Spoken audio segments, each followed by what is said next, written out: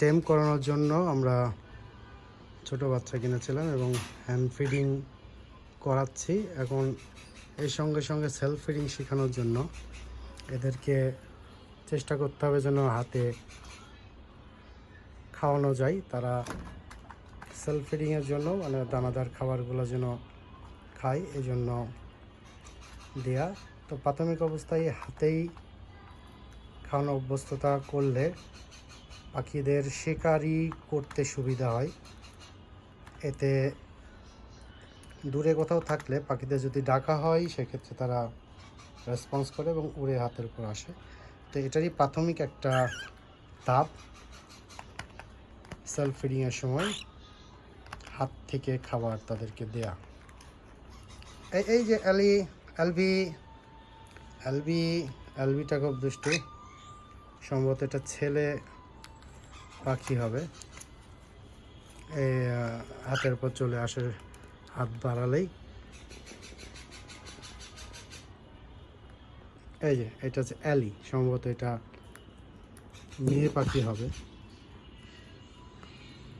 তো ওরা চেষ্টা করছে, সম্পূর্ণভাবে খেতে না পারলেও চেষ্টা করছে দানাদার খাবারগুলো আস্তে আস্তে শেখার।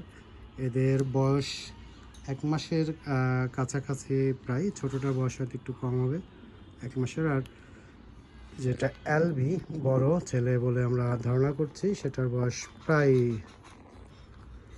1 মাস পার।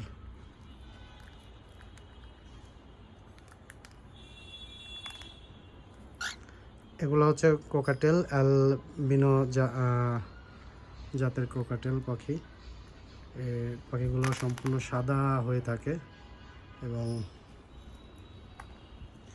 তুলনামূলক আমরা দেখেছি যে হলুদ হওয়ার কারণে লুট্রিনো জাতটাকে বেশি মানুষ ক্রয় করে থাকে এবং উৎপাদনও বেশি করে থাকে। অ্যালবিনো যেহেতু ছেলে মেয়ে নির্ণয় করা কিছুটা জটিল, এর জন্য ব্রিডিংও কম, মানুষ সহসা এটা পালনও করতে চায় না। সেক্ষেত্রে এগুলোর দাম একটু বেশি পড়ে যায় অন্যান্য লুট্রিনো পাখি জাতের চেয়ে। অ্যালবি অ্যালবি অ্যালবি অ্যালি অ্যালি, এই যে অ্যালি, নাও নাও নাও।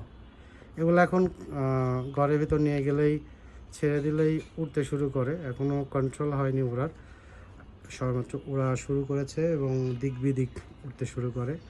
এখনও ওড়ার যে স্বাভাবিক যে তাদের সহজাত প্রবৃত্তি ওড়ার, সেটা এখনও কন্ট্রোল করতে পারেনি।